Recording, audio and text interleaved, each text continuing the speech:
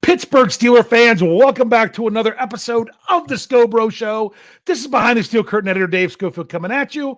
It's Tuesday evening. It's 10 after 9 Pittsburgh time. Oh, well, sorry, but when there's 61 runs scored in your softball game, it runs a little bit late. So that's just kind of how it goes, which I didn't even get to tell my brother about that game or anything. But with me, as always, is my big brother, Rich. Rich, how are you? Oh, I'm doing just great. And I must say that we talked a little last week, you and I've decided now that there's something about our podcast. I was going to Things have been moving you're starting it. Between the podcast before ours and the podcast after ours. The two live ones. It's like everything's been happening in the time frame, whether it be right before or right after our podcast. Things have been happening. Yeah. It's us. Some of it we speak really into existence. Some of it seems like we're speaking, we're like, oh, Minka Fitzpatrick's going to get a deal, but don't worry if it's not right away. Boom, it was right away. I mean, I didn't want people to get upset. Oh, why hasn't the Minka deal happened yet? I don't think anyone was thinking, gee, this took too long. No, I mean, anyone who really knows anything about the situation knew that was early, and that's great. That's fantastic. Now Minka just has to worry about football, and that's it. I love it. So there we go there. We've got to figure every week we've got to talk about something that we've got to speak into existence. So even though they dismissed 20 of the 24 cases, let's go ahead and suspend Deshaun Watson for the season. We'll bring that up. Maybe that'll happen in the next 24 hours. No. Suspend Deshaun Watson indefinitely. Indefinitely. It will end up being a 1-year suspension. Yeah. Let's just call it indefinitely for now. Yeah. He'll miss a year. The Browns are the Browns. Yeah. Not even a subject I want to talk about. Don't want to talk about it. It's not Steelers. But if we're going to speak things into existence, let's speak something else good. There you go. Like that. It was, and it's also the breaking news because the whole Omar Khan thing came out during our show. I'm trying to still host a show and confirm that it was a legitimate source. I'm just like, well, I'll tell you about it, but I can't confirm it. But that's what it was. But today, this wasn't even what we were going to talk about. I had another subject in mind. Well, we might even talk about that other subject later in the show, but we had to lead off with the Steelers. They added a 90th player to their roster today. And usually when you're thinking, oh, you're adding player number 90, you're thinking about a guy that's, will they make the first cut after the first preseason game? Because yes, for those of you that don't know, each team will be cutting 5 players after week 1 of the preseason, 5 players after week 2 of the preseason, and then all the way down to 53 after the 3rd week of the preseason. So there are some incremental cuts this year. There was last year as well. But no, it's not a player that you're got to wonder if they'll make it to that first preseason game or if they'll make it past that first preseason game. Steelers went out and said, you know what? Let's do it. And they decided that they wanted an upgrade at the top of their defensive line depth chart. Not the very top. No one's knocking Cam Hayward off there. No. But towards the top, meaning at the top, meaning starting caliber players, the Steelers signed defensive lineman Larry Ogunjobi to a 1-year contract. There was no breaking news podcast from Behind the Steel Curtain because I was walking out the door when the news came, and I was just hoping that Jeff could get the could grab the article for me. I meant to actually try to get one ready in case he signed. We could talk about because it happened later in the day. We knew we could talk about it tonight. So I thought maybe it would happen tomorrow during the day. I didn't expect it at just before 6:00. I thought after 4:00, I'm like, oh, well, maybe they'll work something out. Maybe it'll be tomorrow. No, it came out later. And it wasn't just that it was reported. It was reported, and then shortly after, it was announced by the Steelers. So we, as a site that reports the news, as we say, we're a secondhand news site. We get the news from other people that have the news inside the Steelers. A lot of times we'll say about reports. This wasn't a report. By the time we started writing the article to the time it was done, it was announced by the Steelers. Yeah. We can't say. Hold on just a second. I do have to break in here and do something. I'm now going to do my best Tony Defio. Okay. Okay. Well, I'm waiting for your best. Before I say this, I want everybody to know, I'm going to preface this with what I'm about to say is not true. Please don't anybody think it, anything like that. But this will be my best Tony Defio, where I then turn and say, and in related news, Mason Rudolph has requested a trade. Yes, I'm glad you prefaced that beforehand. Yes, because of the whole Ogunjobi was the other player that was involved in the. I still am calling that a beatdown. That occurred. I'm calling it the attempted murder. Well, no, I call it a beatdown. I'm not talking about swinging the helmet. I'm talking about what Marquise Pouncey did afterwards. Yeah. And Ogunjobi then got in on that. I don't even know if he saw everything that happened before. I'm hoping, have some discussions, water under the bridge. It'll be really interesting to see if that. I'm sorry. I would love someone to ask the question. So, did you happen to hear something from Mason Rudolph that he was accused of saying? Now I want to know what he has to say. Yeah. Well, the other thing I also have to say is, who Ogunjobi signed with next year. He has 1 year deal with the Steelers. He has to move on to Baltimore. He has to make the complete AFC North rounds because he went Cleveland last year with Cincinnati. Now he's in Pittsburgh. Now I don't know, but let me ask the question that's the title of the show, and then we can move on from there. Are the Steelers' defensive line concerns now a thing of the past? And when I say concerns, some people weren't concerned about the Steelers' defensive line, but plenty of people were. Do you think those concerns have now been put to rest? There are still going to be some folks out there that say there's still concerns. But I always look at it similar to what you were just saying as we came on. When you can add a basically starter level talent where, the question is going to be, is he start or is he that first rotational guy in? You think about that. Yeah. When you have taken your depth chart and, let's say the Steelers go 7 deep in defensive line. Okay. Mm-hmm. And you take a guy that's going to be then in the top, automatically is slated into that top 4. Mm-hmm. You did good. That's good. Especially when there's no question who your top 1 is. So really take Cam out of the equation. You're looking at another 6 guys probably for the defensive line. And you've got a guy then that pencils in the top half of that. Yeah, that's good. That's good. Yeah, absolutely. Absolutely. And I mean, he's a guy, he played, he only played 1 postseason game last year with the Bengals. Did he get hurt?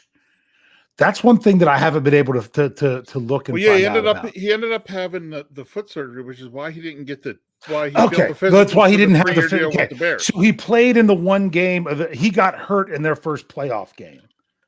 Okay, that's what I couldn't remember of exactly what happened at the end there. So, because like I said, he went on IR January 17th. So that was one of those things. But when that name came up, and I saw some. I don't know even, and I'm not going back and looking through the live chat. Somebody's like, "Well, it's a really good deal because the guy failed the physical for the 3-year contract." It's like, well. Yeah, that's why the Steelers didn't offer him a 3-year contract because you're not going to pay out that kind of money for somebody that may still have some lingering questions. Yes. Like the Steelers, no matter what, we're going to go out to Tyson and say, oh, hey, look, we know you got 1 year left. Let's go ahead and extend that and give you 2 years. Well, no, the dude's coming off an injury. You wouldn't even. And he's 35. Forget the 35 part. If he's coming off an injury, you wouldn't even do that. Yeah. So to me, it makes sense. Steelers brought him in. I'm sure they gave him the physical. Does he potentially still have some limitations because of that? Yes. And that's why you're not giving him a 3-year contract. You're giving him a 1-year contract. Yeah. So that then if he comes out and everything's good, then he's getting that 2 or 3 year contract from somebody next year, whether that be the Steelers or somebody else. And if he does get a big deal somewhere else, that can enter into the compensatory formula. But remember, the Steelers have to lose more players than what they gain. And we'll see how everything plays out next offseason, just because the Steelers could lose 2 guys to really big contracts. They could lose 2 guys to really big contracts. But if they sign 5, they're nowhere close. You can't. All you have to do is sign 3, unless they consider it so much of a net loss and no one else has. That's more. I can get more into that in Stat Geek. I'll definitely do that there as things go on. I don't want to lose this. Sean Manahan, $2 a tip jar. Thank you, Sean. Says, now we need RB2. David Johnson says he's interested. Yes, that was it. That was when that happened with David Johnson. Was that over the weekend? My days are getting all confused. I keep thinking today's Monday. I'm thinking maybe it was there somewhere. Yeah. So, because I mean, of course, I'm confused because. I feel like I hadn't talked to you in a week, but really, I was at your house on Saturday. So we got to catch up on all kinds of good stuff. But when it come to this, and I remember seeing that with David Johnson, they're like, oh, what about the Steelers? He's like, oh, interesting. I keep saying that the Steelers are going to add a vet running back. It's going to be someone that has to understand their role behind Najee Harris. And the later you go into the year and closer to training camp, the more when a player's not signed, they're going to become more accepting of that role, in my opinion. Overall generalization. You can't say it for everybody. What are your thoughts with this, Rich? Since we got it. First of all, I liked how you put that. Now, David Johnson says he's interested. Okay. I can see why David Johnson would say he's interested. David Johnson's kind of been bouncing around here a little bit. He's not really landed into anything good. I think he's at an age now where he realizes I'm willing to take that RB2 role, get, somewhere from between 4 and 8 touches a game, and be there to plug into more if the number 1 guy gets dinged up. Yeah. I think he knows and understands that, which is why he potentially came out when, like you said, like whenever it was it this weekend? Was it yesterday? Was it Friday? I don't know. Whatever it was, that he'd have some interest there. I can see why he'd say that, because he would understand. Yeah. He would understand his role. Yeah. And if he understands that role already, I would hope the Steelers would at least open some lines of communication to him. And the other question is, how much is he expecting to get paid in that role? Correct. Because now we don't know what Ogunjobi is getting paid for 1 year. I don't even want to estimate. I don't. His original deal to go to the Bears was 3 years, 40, I think 40.5, 40.4, something like that, millions. Because it was a good contract. Yeah, it was, I think it was 13.5 a season. So that would put it at 40.5. I might be slightly off of that. It was really close to 40. The Steelers did not pay $13 million for 1 year. You don't do it that way. Here's what's interesting. Kevin Colbert said they weren't going to use void years. If they're not using void years, which I'm still a big fan of not using them, don't push it in the road. That means what he makes this year is what he counts on the cap. There's no way he was signing for I don't think he's signing for a veteran minimum salary benefit, because that's basically paying him the minimum plus $130,000 signing bonus. I don't see that, but I also don't see it. I mean, I don't think I really don't know. I really want to get these numbers. Right. I want to get the numbers, because people remember, the Steelers, they have 20 whatever million in cap space. There's a lot that they still have to pay for. The more I look at my numbers and go and look at things, the more the Steelers need for going into the season, because you've got to carry more going into the season because of the practice squad elevations. That's extra money you got to pay towards the salary cap. The minimum salaries have gone up over the last few years, big time with this CBA. So therefore, you've got to carry a little bit more money in. You've got at least not at least around $2 million after displacement of what Kenny Pickett's going to cost. Then you've got your final 2 guys on the roster that'll count once they go down to 53. You've got a 16-man practice squad. Everyone loves the 16-man practice squad, but the problem is that adds 4 more salaries that go on the salary cap, which goes with this, because Michael O'Malley brought this up. With a 17-game season, they should expand the roster to 60. That has to be something done early in the offseason. because of the implications of the salary cap. That's 7 more salaries you have to add to your salary cap. And they're not necessarily all going to be minimum guys. So unless the NFL is going to do something where your bottom 7 guys don't count towards the salary cap, which doesn't sound like a very NFL move. There's a lot of logistics to just going to that when it comes to the cap and things. That would have to be done before new league year. I'd be okay with them expanding the roster at least a little bit, at least go to 55. Some people thought they went to 55 a couple years ago. They didn't. That had to do with the practice squad elevations and stuff like that. So now I'm kind of getting derailed. I want to know what the Steelers have money-wise, because people are like, oh, that's a lot. No, they basically had $7 million, even though they had over 20 of disposable. But remember, they could always do a partial restructure of TJ Watt. Remember, they chose not to put all of Minkah Fitzpatrick's base salary into a signing, but they could have given him $3 million more in a signing bonus and $3 million less in his base salary, which would have spread it out over the contract. And they didn't. That would have saved them, over $2.5 million more towards the cap. And they didn't. So that means they kind of have an idea with what they're doing there. Kind of like how things are falling out. Are you excited about this, Rich? Overall? I find it intriguing. Mm-hmm. I'll be more excited with it when we get into camp. Yeah. When I get guys on the field. But right now I find it interesting and intriguing. Yeah. I like that the Steelers said, let's do it. Because to me, that you can shore up a lot on the defensive line. I mean, or on the whole defense, just by doing that. Because if you add another quote unquote run stuffing defensive lineman. Now, I've seen from where the Steelers have gone against Ogunjobi. I haven't seen a big breakdown of him yet. Like I said, I walked in the door to do the podcast. All right. Did you hop back on? Because I thought you were doing that before we went on the air and looking at the comments on the Ogunjobi story. I haven't even opened the Ogunjobi story. Oh, the very first comment that came out there said, great, was something along the lines of great news. Now, Chisap and Jeffrey Benedict need to get on, film stuff so we can see what's going on with this guy. I'll be honest with you, Jeffrey's on vacation this week. So I don't know when we're going to get it. I'm like, oh no. Come on, Kevin. Come on, Kevin. You gotta step up. And Kevin's in the middle of a really big series. It's really fantastic. If you're not checking it out at BehindTheSteelCurtain.com, your one-stop shop for all things Pittsburgh Steelers.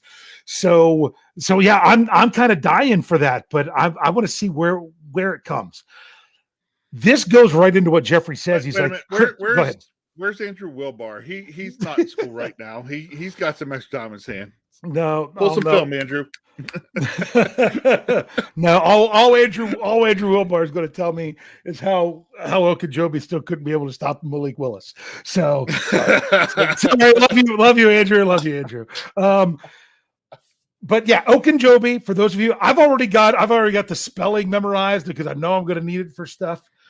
To me, this does what Jeffrey Benedict says is like Chris Wormley is a great number 4 defensive lineman. You can't ask for much more of a great rotational player there.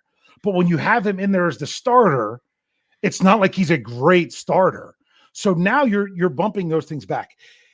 I'm going to give a little bit of it's not a rant. I'm going to give a little bit of a explanation of what I think's happening here and why the Steelers were willing to do a 1-year deal with Ogunjobi. All right. It now removes a lot of pressure on Tyson Alualu coming back from the injury. You're not going to have to call on Alualu to have to be the guy to stay on the field when they go sub package and when you want to keep 2 guys out there. He's not going to have to be called on as much, assuming Ogunjobi is healthy and ready to go. Right? That's still an assumption, but we will see. If you see a very small contract for Ogunjobi, it might be that he does not start out. He might start the season, whether it be IR or inactive or things like that as he comes back.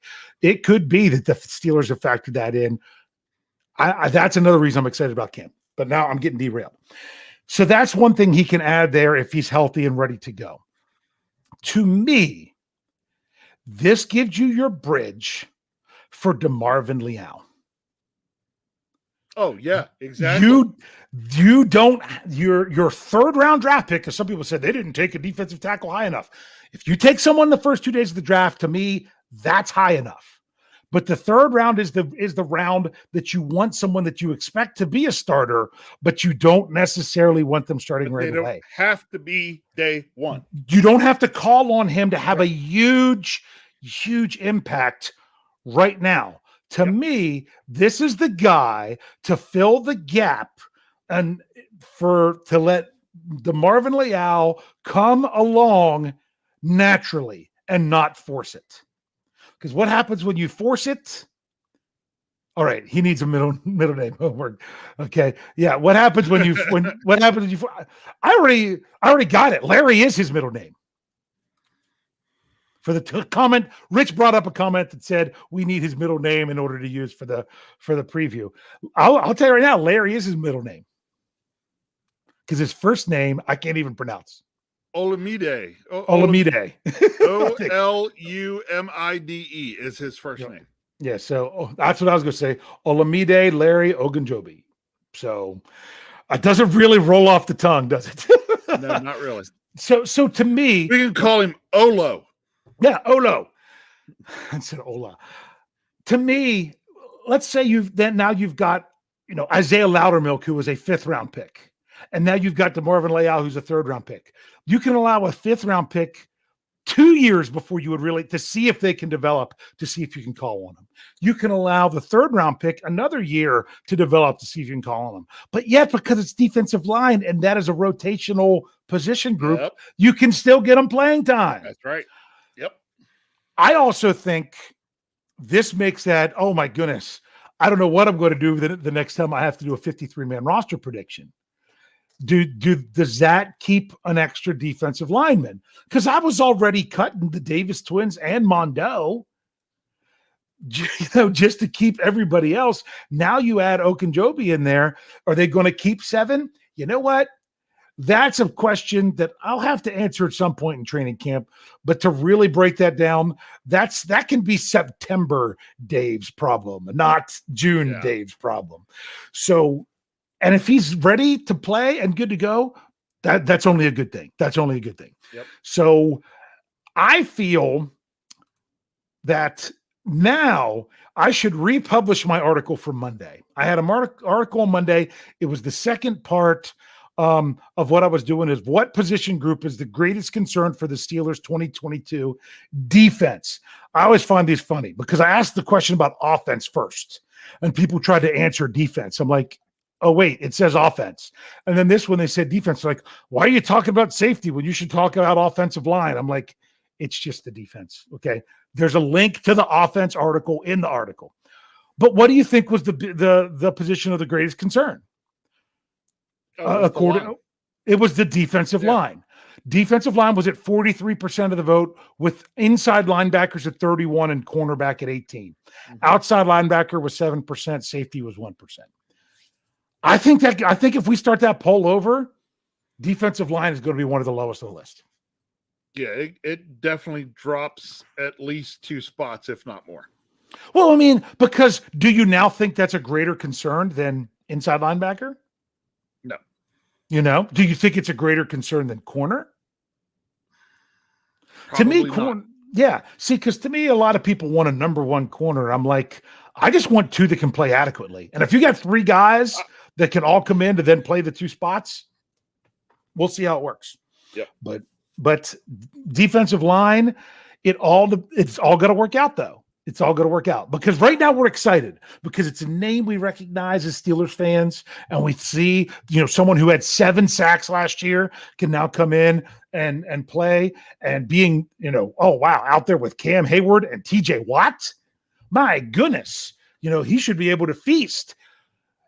Is he going to be healthy? Is everything going to go right? Because remember, for every Kevin Green, free agent signing, there's a Dante Moncrief. the player that you're excited about. Come on, if you're going to do this, for every Kevin Green, okay, there's Latavius Green. But that's honestly, yeah. Ladarius Green. Ladarius Green. You're close. Yeah. That's all right. I can get the names. He was good. He just never got out there. Hey, I can get the names wrong because I expect a Pittsburgh Dad episode this week where Steelers signed Larry Ogunjobi. Yeah, we need something like that. Absolutely. So I'm super excited about the potential. I'm excited that the Steelers felt this was a good move because they're only going to make moves that they like. And to me, whether I like it or not, I like that they like it. And hopefully you like that I like that they like it. So therefore, I'll like that you like that I like that they like it. The Steelers have to have liked it, but due to the fact that they did the visit and signed the deal. That was fast. Day. That's what I'm saying. That was fast. Yeah. That tells me that the Steelers liked it. Yeah. Yeah. And honestly, you just talk. You just need someone that chews up blocks. Help chew up the Tyson Alualu. What does he do that was so good? He chews up blocks. Yep. If Ogunjobi can chew up blocks, guess who else chews up blocks? Cam Hayward. And guess what happens when they chew up blocks? Linebackers are free to fill holes. That's right. So I love the P word. I love the potential. I love the potential of what it could be. Anything else you want to say here about the signing? Is one of those where I think Ogunjobi looked at this opportunity after he didn't pass the physical for the Bears or whoever it was and get the big payday. It was the Bears. Come in, get a 1-year deal. My guess is it's solid. My guess is we're in that probably. I'm going to say $6 to $7 million. Yeah, I was going to say 5. I'd be comfortable with 5 to 7. Yeah, I figure it's going to be 6, maybe 6 and change. Yeah, I'm not going to guess what it is. I'm just saying what I'm more comfortable with. but he has to look at that and say, you know what?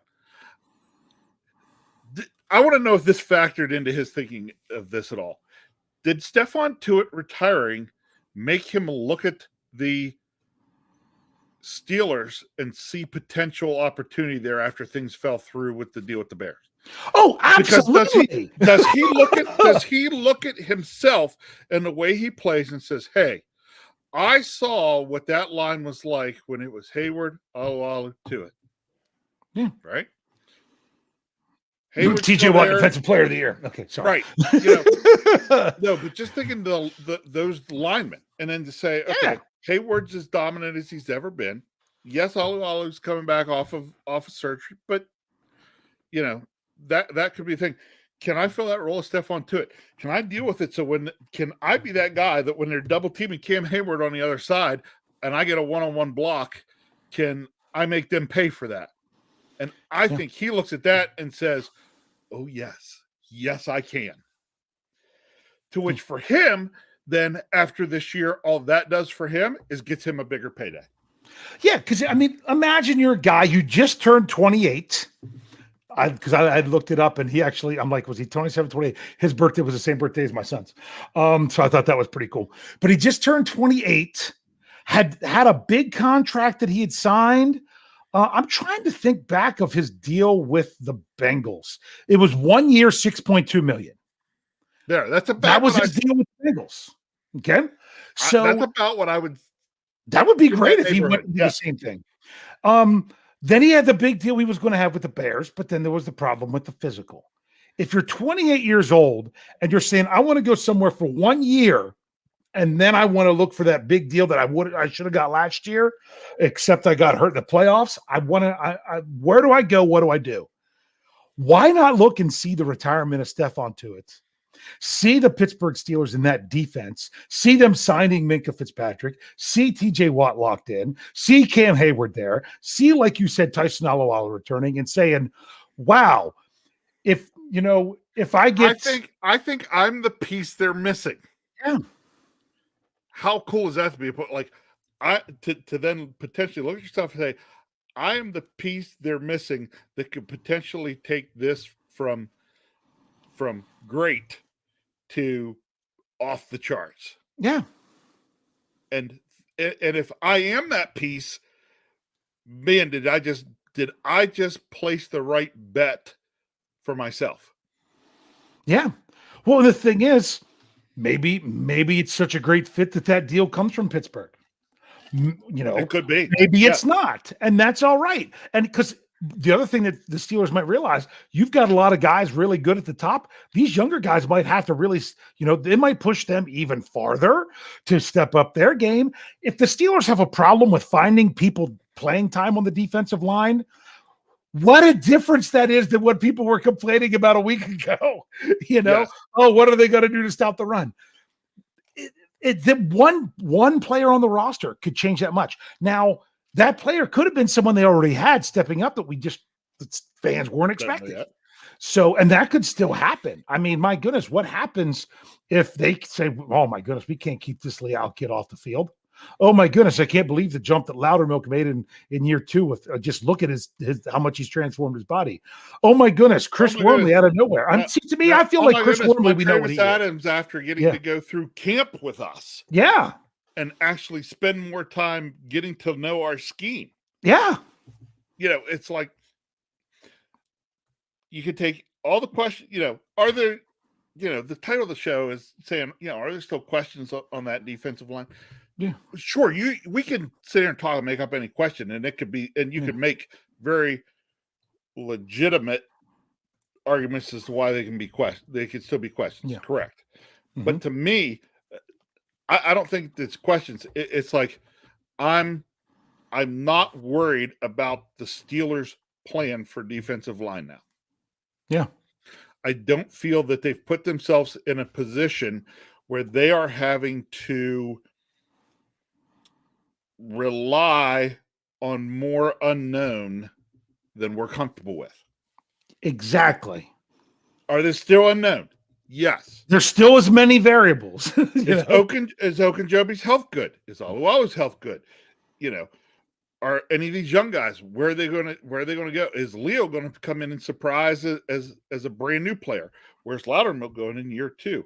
Montravis Adams, where's he going since he's been here? Been here a little longer now.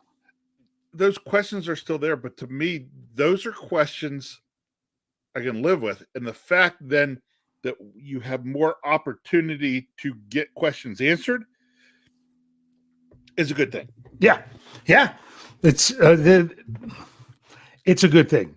And if they were worried about him, like his fitting in the locker room or anything like that, I don't think they would have signed him that fast.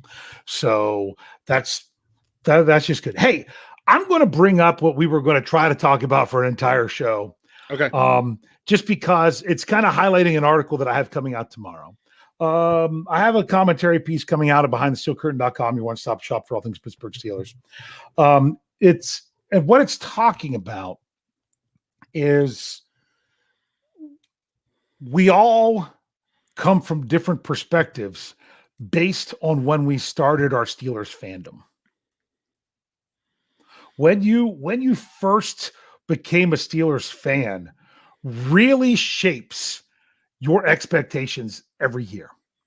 Every year. And I told my story. And my story is different from your story because you're 4 years older than me. Okay? You remember Terry Bradshaw. Yes, I saw him play. In person. I don't. Because the first quarterback I remember playing for the Pittsburgh Steelers was Mark Malone. Mm-hmm. I don't know from 84 to 87 exactly when it was when I started knowing and paying attention. And I hear Mark Malone, and all I heard was my father constantly calling him a bum, right? Him and everyone else on the team. Him and everyone else on the internet. So stone tablets. That's when I started as a Steeler, as a kid, and that's just happened to be where it was. So I went from Mark Malone to Bubby Brister. And I told the story of I became a Steelers fan knowing that the Steelers were a team that used to be good. That's who they were to me. They were a team that was once good when they had all these players, and they don't have them anymore. And they're just not a good team anymore. And then I went, then as you know, as I moved into middle school, it was the whole idea of I liked other players around the league because the Steelers, I was always going to be a Steelers fan, but Randall Cunningham was really cool. I love watching Randall Cunningham. So it was watching him play with the Eagles. But the Steelers, they were never a team that I actually felt was ever going to win a championship in my lifetime. Then I get to high school, and that's when the Cowher era begins. And for some reason, I always had ingrained in me that the Steelers, they weren't as good as those other teams that I always saw. They weren't as good as that dynasty of the 49ers, and then what turned into the Dallas Cowboys.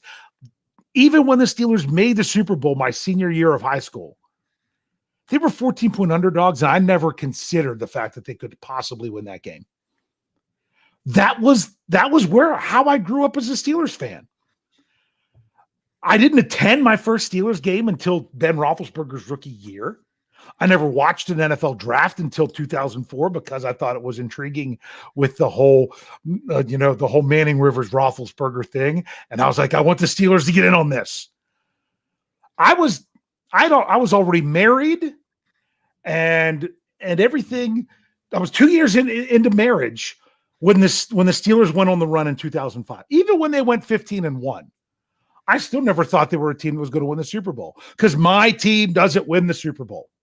That's where my fandom started, and that's where it went all the way. I was 27 when the Steelers won a Super Bowl, and I never thought I was going to see one in my lifetime.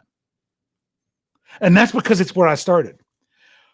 Yeah, if you're someone who's, very different. Very different from me. See, very you wouldn't different remember from you. because I remember, wasn't huge fan yet, but I remember the Steelers' last Super Bowl. Yeah. In the 70s. Well, they won it in the 79 season. I was born in 1978. I mean, and it's not like you call yourself a fan. Internet. We had 8 channels on our TV and didn't even have a VCR. 8? 4 channels. Thank you. That's what I would say. 8 channels. What am I saying? 4 channels on our TV. I was thinking it was, channel 8 made what got to my mind was channel 8 made 4 channels. Well, actually there were 5. 2, 4, 6, 8. 2, 4, 6, 8, and 13. Oh, if you turn the antenna, you could catch 13 and watch Sesame Street. Yep. So that's where I come from. So when I see people complaining, like, I'm sorry, I know Steelers Freak is out there in the live chat who's constantly bringing up that the Steelers. I'm bringing this one up. Yeah. Thomas Riley. Yes, Thomas Riley says I remember Cliff Stout playing. For that was 1 year. Bradshaw, then yes, Thomas Riley.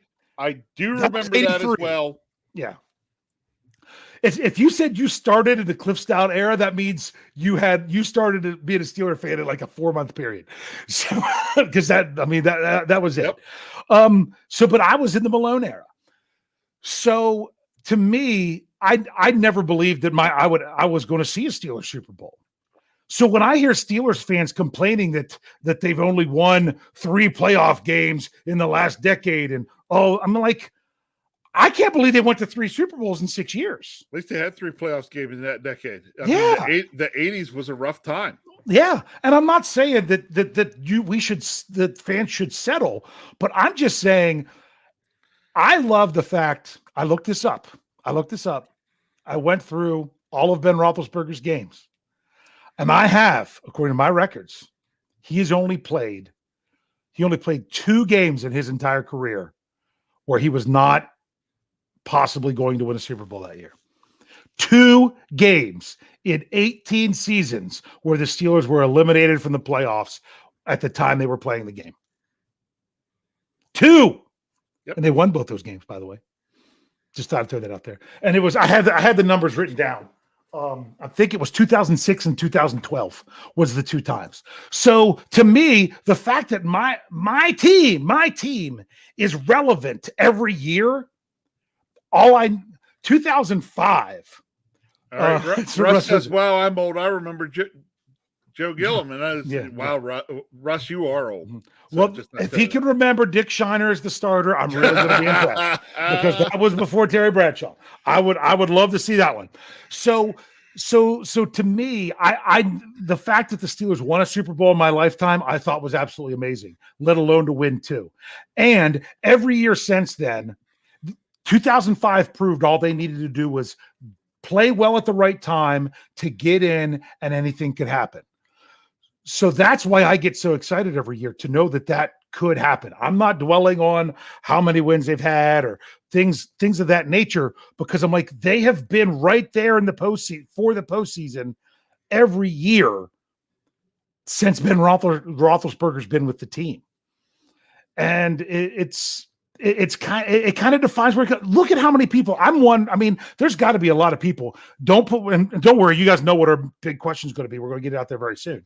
There's probably a lot of people out there in the live chat that Ben Roethlisberger is the only Steelers quarterback that they've experienced other than the 2019 season. Yes. So people that were fans before me, I get it that it's the 70s. To me, I started the 70s were something that you heard about, and it was the Steelers were something that they were just a team that was never going to do it again. Just imagine like Russ, who was out there, imagine those fans before 1972, before the Immaculate Reception, where the Steelers scored their first postseason touchdown in 1972 after being a team since 1933. So those teams probably thought they were never going to see a championship in their lifetime. Then they saw 4.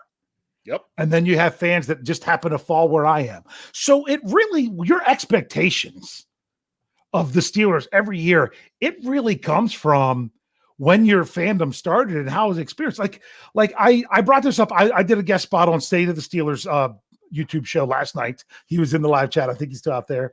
That was a lot of fun. Make sure you check that out. And I kind of brought this up. He first became a Steeler. Neil O'Donnell. Jeff Hartman was the same answer.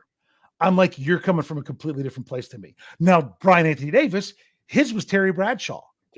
I really am in the middle there.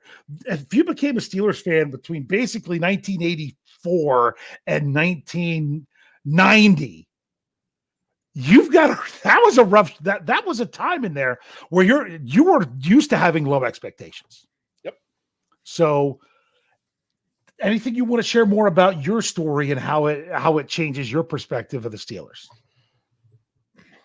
For me, you can define it by the quarterback, but to me, it's like, I saw a lot of those guys on the Super Bowl teams play. I mean, you don't even remember this. I had the Mean Joe Green shirt that said 1 for the thumb in 81. I remember that shirt. Correct. 1 for the thumb in 81. I got more as a hand-me-down. Yes, you did. Oh, wait a second. Or was it that size that I never got hand-me-downs from you because I suddenly became bigger than you? It may have been. You just watched me wear it out. So, I watched you wear it out. So, I remember seeing those guys. And I mean, you might barely remember. Do you remember Donnie Shell as a Steeler? At the very tail end of his career, that were hangovers from the Super Bowl. Donnie Shell, John Stallworth, Mike Webster. Yes, that they played into the later 80s. So therefore, I can remember those guys. Right, you remember those guys, but and you watch those guys and you watch them still be good, but tail off at the end of the career. Can you imagine watching? Yeah, you didn't see. I don't think Mike Webster ever tailed off anywhere. That guy could probably, we could probably go dig him up, run him out there, and he could, start for somebody in the NFL right now. That's just how good he was. But, I remember seeing Donnie Shell playing when Donnie Shell was still just one of the top safeties in the league. Yeah. And to me, that he wasn't just on those teams then. I saw him play when he was still considered to be at the top of the game. Yeah. And that's, to me, that's big, because for me, then that also helped, I didn't see all 4 of the Steelers 70 Super Bowls. I really only remember the last one. Okay. Yeah. But seeing that last one and then having a few of those guys be around and still be really good players for a couple of years, I still had that I was hanging on to. You never had it. Yeah. You didn't have so that's why because I was ingrained for a long time as a kid that it wasn't that. I mean, if you started following the Steelers in 2004, my goodness, look at what you were spoiled with your first 6 years as a fan, 7 years as a fan. You were right there at the Super Bowl, in it or winning it all that time, or right, 15-1 in 2004. If that's what you got ingrained in or used to as your fandom when you started, then your expectations are really, really high. My expectations are always really low because there was nothing to get excited about for the longest time. So whenever the Steelers are doing good, I appreciate it. I really appreciate it.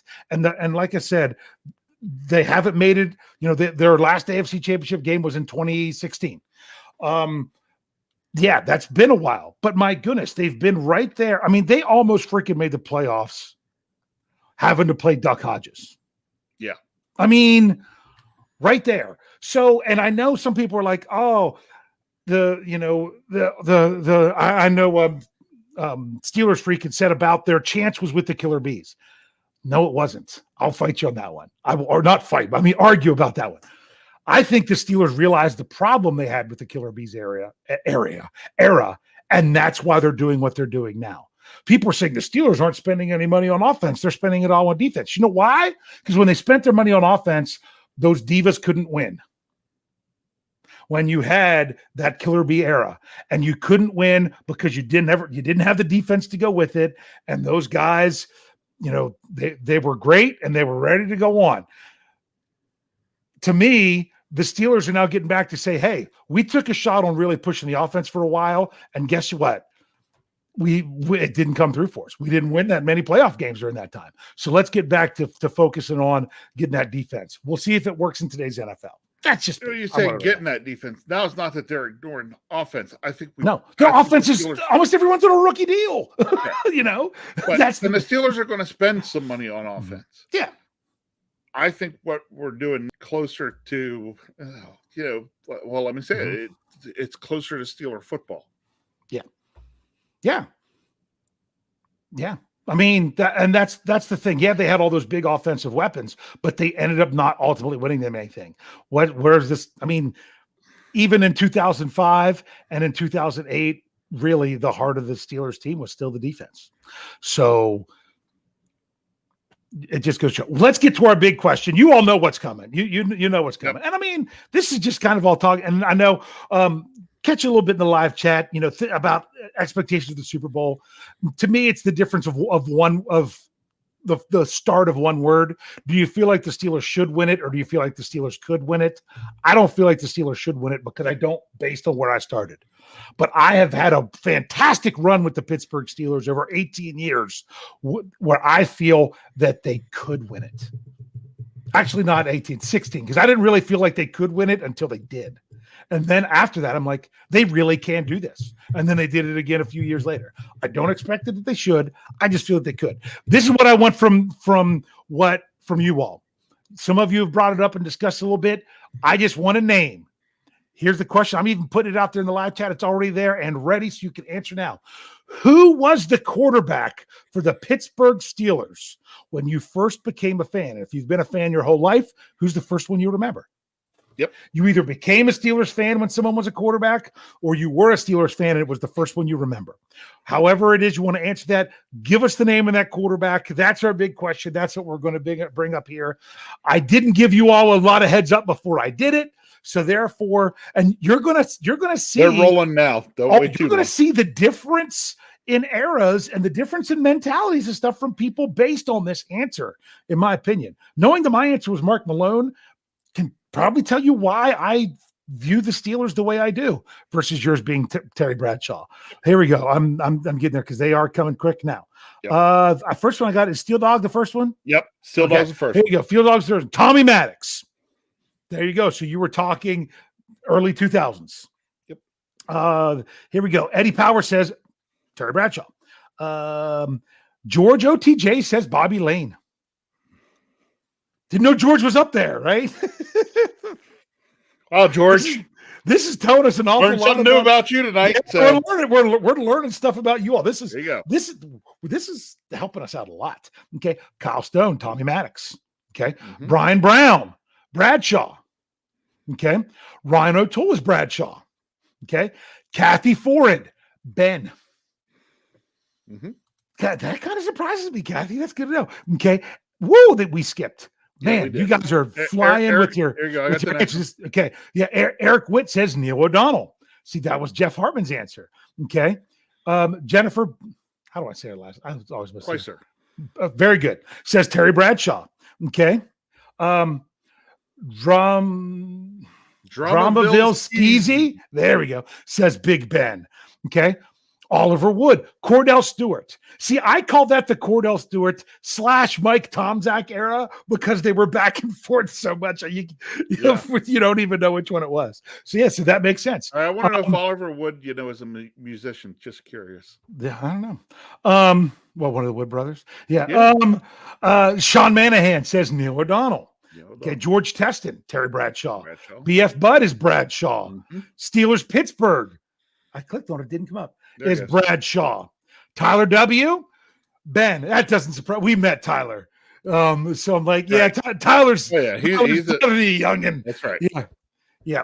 So State of the Steelers. I knew this one because I asked him this on his podcast. Neil O'Donnell says free 14.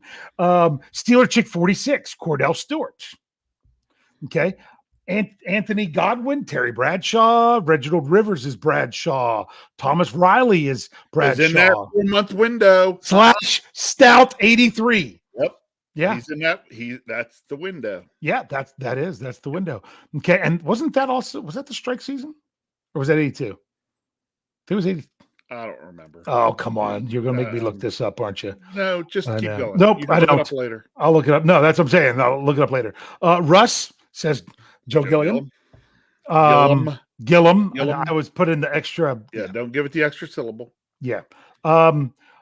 Here we go. 4TL Music Group, Brister. There's not very many that are saying Malone or Brister like me. I find that interesting. Okay. Brian Harrington says Bradshaw. Sherry Richards says Bradshaw, the real number 12, the real TB12. Okay. Gene Smith says Bradshaw. Outside Steelers fan says O'Donnell. Okay. Craig J. Lawson, he said it right. TB12. TB12. Okay. Brian Blackstock says Terry Bradshaw, the twilight years. So the end of the Bradshaw. That's pretty close. That's closer to you. Yeah. Because I got that last Super Bowl until he was injured. Yep. Richard Adamson says Bradshaw. Tate Boys, Terry Bradshaw. Tate Boys, are you older than me? I didn't realize that. Kirsten, is that Kirsten or Kirsten? No. Yeah. I'm sorry. It's How I Met Your Mother reference. Kirsten. No, sorry. No, Kirsten Lowe. Pick throwing O'Donnell. Yep. Steelers Freak, 1970. Bradshaw. There you go. The Cuda says Bill Nelson. That one I know you're looking up, aren't you? I know No. you're going to look that up. No, I'm looking for the next one. Okay. Demetrios, I'm going to bring it up because of the explanation. Became afraid of Bradshaw's last year, then took a lot of flack in the 80s. You're kind of sitting there where I am. Okay. Brian Harrington says Terry Bradshaw, baby. Harvey Stone says Bradshaw, Super Bowl 9. Wow, there's a bunch of these. It keeps skipping. Just before me. Okay. So. Okay. Ryan O'Toole already got yours. Dramaville Sky says Big Ben. We already had that one. Yeah, Bart Mackey, do we have that one? No. Terry Bradshaw. Okay. Wes comes in with Neil freaking O'Donnell or Neil O freaking Donnell. I gotta get it right. There we go. Sorry, Wes, I screwed that up. Okay. Darkstorm 1 says Bradshaw. Okay. Evan says Tommy Maddox. Man, you guys are out here tonight in full force. I love it. The Patricia Castaneda says Terry Bradshaw. I hope I said that right for you. A lot of people are reminiscing. Brad Jewett says Maddox was the first one he ever remembers watching. I am in a group all to myself. You know why? Not all to yourself, but tonight, tonight. Yeah. The Mark Malone, Bubby Brister era, it was tough it was so tough on that group. Yeah. And because the Steelers had come off the 4 Super Bowls in the 70s, and then to go into that, and Dave, I'm sorry, to start there. You as a kid then, kids that were fans of other teams probably just loved giving it to you then because, the Steelers were down and they were kicking you while they were down. And so there are a lot of folks out there then that probably as kids didn't continue to necessarily stick with it. They hopped off and went elsewhere. Yeah. Or they didn't come back and really get interested until you got into the O'Donnell era. Correct. That's possibly it. But no one said Mark Malone. One person said Bubby Brister. Okay. Yep. That's not a popular era. So now maybe you all can see where I'm coming from to see that I am happy that the Steelers are relevant. I'm happy that the Steelers are in the mix. And I know all it takes is just the right things to line up. It really does take the right things to line up. I mean, it used to be, man, a number 4 seed's not going to win the Super Bowl. 2 number 4 seeds met in the Super Bowl this year. Yep. So all you have to be doing is playing good football at the right time of year. I said that during that magical 2020 run to start the year. I said, they're like, oh, how do you feel about the Steelers starting 8-0? I know they went 11-0, but I'm saying at that point, I'm like, I'd rather them finish 8-0. Yep. That was more important to be hitting it at the right time. Rich, I've said my piece. I've said a lot. It's time before we get to your final thoughts, I got to remind everyone about making sure you're checking out the Behind the Steel Curtain Network podcast network. That we had today. We had a good cutting room floor. We had the draft fix. If you didn't already catch those, make sure you go back and catch those. Tomorrow morning, you'll be hitting another Let's Ride with Jeff Hartman. So make sure you stay tuned to that. And then we've got everything. We've got it all. And make sure you're checking out BehindTheSteelCurtain.com, your one-stop shop for all things Pittsburgh Steelers. Rich, what's your final thoughts? Oh, final thoughts. Well, I'd have to say this. The news for the Steelers this week came just before the podcast instead of after. Yeah. So now, now I'm hoping that, nothing major goes on with the Steelers until maybe right before we go on again next week. Let's just kind of get that week in there and let's see what other kind of big news can come up with the Steelers. Because, that's what we like. We like news. Makes our job easier when there's good news out there to talk about. As long as it's good news. Good news, don't say, news is news. No, good news. We don't need any bad news right now. Don't need anything negative.